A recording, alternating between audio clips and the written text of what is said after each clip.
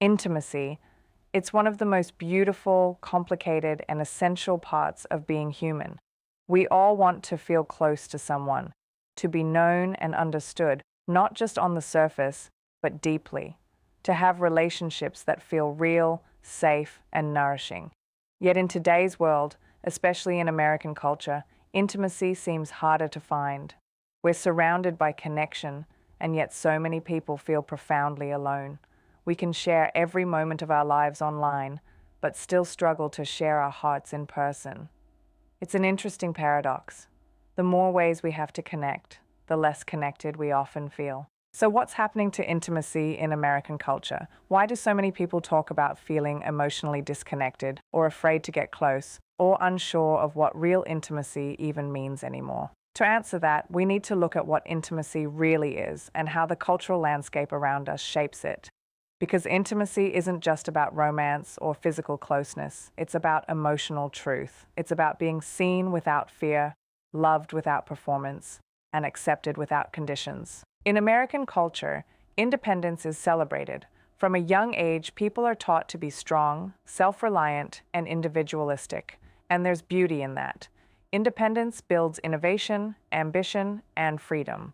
But when independence becomes isolation, when self-reliance turns into emotional distance, something sacred is lost, because intimacy requires interdependence. It asks us to lean on one another, to need, to depend, to trust. And for many Americans, that idea can feel uncomfortable, even weak. The result? A culture filled with people who are connected on the outside, but emotionally alone on the inside. Think about how often we use the word busy. It's become a badge of honor. People say, "I've been so busy," as if busyness proves worth. But what does busyness do to intimacy? When our days are filled with work, screens, and endless to-do lists, there's little space for slow, meaningful connection. Conversations become shallow, emotions get postponed, and before we realize it, weeks or months have passed without real closeness. We start to confuse contact with connection, attention with affection, scrolling with intimacy. Technology plays a huge role in this story. Social media, dating apps, and digital communication have changed the way people relate. They offer incredible access, anyone, anywhere, at any time, but they also make relationships disposable. Swipe left, block, unfollow. When connection becomes a transaction, vulnerability starts to feel risky. People start to curate themselves, to present only the most polished version. But intimacy can't exist behind filters. It needs imperfection. It needs awkward moments, messy emotions, and honest truth. So many people today struggle with vulnerability. They want connection, but they fear rejection. They crave closeness, but they fear being seen.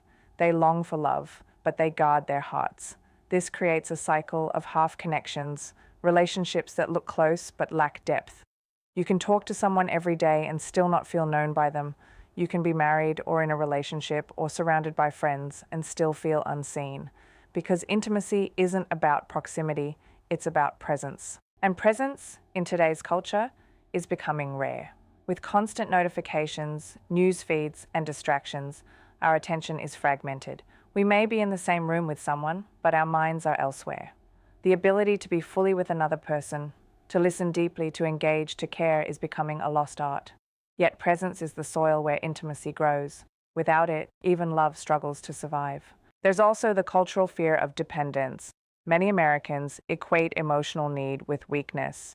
We admire people who have it all together, who don't need anyone, who keep emotions private. But that mindset isolates us, because intimacy is built on mutual need. It's about giving and receiving care. It's saying, "I need you," and trusting that it's okay to need. Real strength isn't in never needing anyone. It's in allowing ourselves to be seen, supported, and loved despite the fear. Over the last few decades, changes in gender roles, relationships, and family structures have reshaped intimacy too. The rise of feminism, economic independence, and shifting social expectations have brought new freedoms, but also new challenges. Many people struggle to balance equality with emotional connection, autonomy with closeness. We're all trying to figure out what love looks like in a world where traditional roles no longer define us. And that's not easy. It requires relearning what it means to be vulnerable, to trust, to share life with someone without losing yourself. Then there's the influence of consumer culture. In America, we're taught to think like consumers, always looking for the best deal, the next upgrade, the perfect fit. But that mindset can slip into our relationships too. People start to see love as a product, something to evaluate, compare, or replace when it no longer feels exciting. But intimacy doesn't work that way. It's not about constant novelty. It's about deepening roots. It's about choosing the same person or the same friendship again and again, even when it's hard. When we treat connection like consumption, we lose the patience required for intimacy to grow. And yet, despite all these challenges, there's incredible opportunity because deep down, people still want real connection. They still want love that feels alive, friendship that feels safe, and community that feels authentic. And in a world starving for intimacy, even small acts of honesty can be revolutionary. Choosing to slow down, to listen, to share truthfully, these are quiet acts of rebellion against the noise of disconnection. Let's talk about emotional literacy, the ability to understand and express feelings. Many people grow up without learning this skill. They're taught math, science, history, but not how to identify sadness or how to comfort someone in pain. Without emotional language, intimacy becomes harder because we can't share what we can't name. But when people learn to speak the language of emotion, to say, I feel hurt, I feel afraid, I feel loved, they open the door to deeper connection. It's not about being dramatic, it's about being real. Another obstacle to intimacy is fear. Fear of rejection, fear of being misunderstood, fear of losing control. These fears often lead to emotional armor, sarcasm, detachment, defensiveness. But the irony is, the very armor we use to protect ourselves from pain also keeps love out. When we hide behind our defenses, we prevent others from really knowing us. And that's the tragedy of modern intimacy. So many people are lonely, not because no one cares, but because they're afraid to let anyone in. So how do we change that? How do we reclaim intimacy in a culture that often makes it feel risky? The first step is courage. The courage to show up authentically, to say what we feel even when it's scary, to admit when we're hurt, when we're unsure, when we need connection. Real intimacy begins when we stop performing and start being. It's not about being perfect, it's about being present. We also need to create spaces where vulnerability is welcomed. In our homes, our friendships, our workplaces. Spaces where people can express emotion without being mocked or minimized. When someone shares something real, the most powerful response is simple presence, not advice, not judgment, just listening. That kind of listening tells someone, you matter, you're safe here. And safety is the foundation of intimacy. In romantic relationships, intimacy requires emotional honesty and patience. It's not just about attraction, it's about understanding. It's built through countless small moments of truth, through late-night talks, shared struggles, and the willingness to grow together. And sometimes it means unlearning old patterns. Many people grew up in homes where emotions were avoided or punished, so learning to be emotionally open takes time. It takes compassion for yourself and others. Friendship, too, can be a powerful space for intimacy. In American culture, friendships often stay on the surface, shared interests, jokes, or casual conversations. But deeper friendship requires openness. It's when you can say, I'm not doing okay today, and know your friend will stay. When you can talk about dreams, doubts, and fears without shame. These kinds of friendships heal loneliness in ways that technology never can. Community is another part of intimacy that's fading in modern America. People move often, work long hours, and rely more on digital connections than in-person ones. But humans were never meant to live in isolation. We thrive in belonging. We need neighbors who know our names, circles that care when we're missing, people we can share meals and laughter with.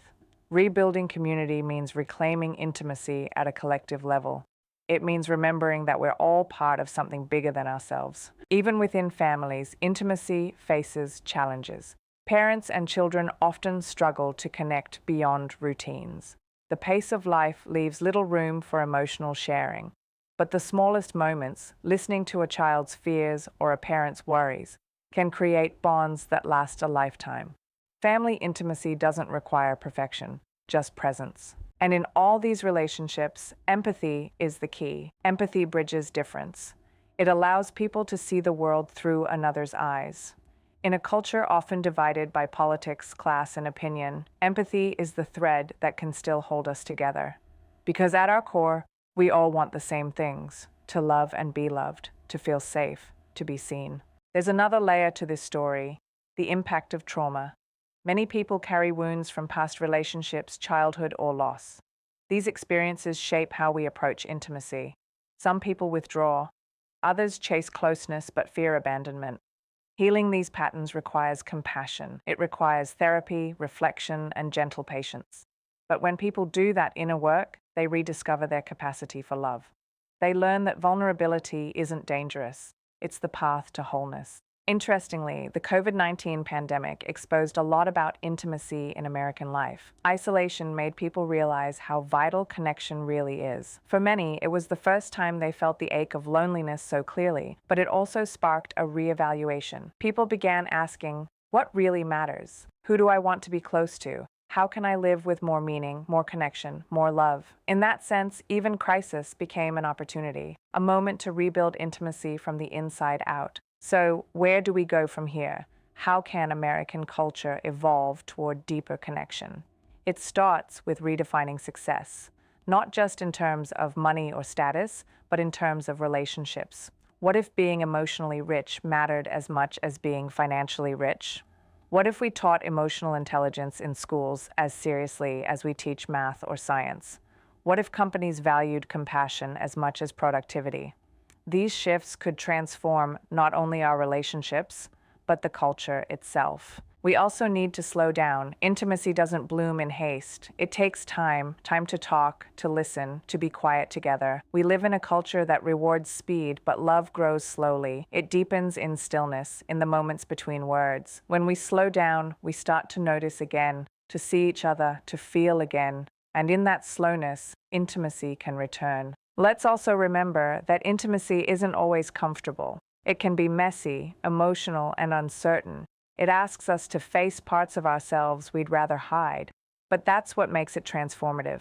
Because real closeness doesn't just connect us to others, it connects us to who we really are. It teaches us how to be human again. So, yes, intimacy in American culture faces challenges: individualism, technology, busyness, fear. But within those challenges are powerful opportunities. Opportunities to grow, to rethink, to love differently. Each person who chooses honesty over performance, depth over distraction, empathy over judgment, each of them becomes a small light in the larger culture. And many small lights can illuminate even the darkest spaces. Imagine what would happen if more people practiced emotional presence, if more couples learned to listen instead of react, if more friends shared truth instead of small talk, if communities valued connection as much as competition. It would change everything, from how we raise children, to how we work, to how we live. Because at its core, intimacy isn't about perfection. It's about being real. It's about saying, I see you, I hear you, I care. It's about daring to love in a world that often tells us to protect ourselves. But here's the truth: protection might keep us safe, but only love makes us alive. So maybe the question isn't, what's wrong with intimacy today? Maybe the real question is, what are we willing to do to bring it back? Are we willing to slow down, to listen, to risk being seen? Are we willing to put down our phones, look each other in the eye, and speak from the heart? Are we willing to build relationships that last, not just moments that pass? Because intimacy isn't dying, it's waiting for us to remember how to care, how to listen, how to love, waiting for us to choose connection over convenience, waiting for us to open the door again and let each other in. So I'll leave you with this question. What would your life look like if you made intimacy a priority? Not just in romance, but in friendship, in family, in everyday moments. What would change if you showed up a little more honestly, listened a little more deeply, and loved a little more bravely? Maybe the culture would change one person at a time. Maybe it starts with you. Maybe it starts right now.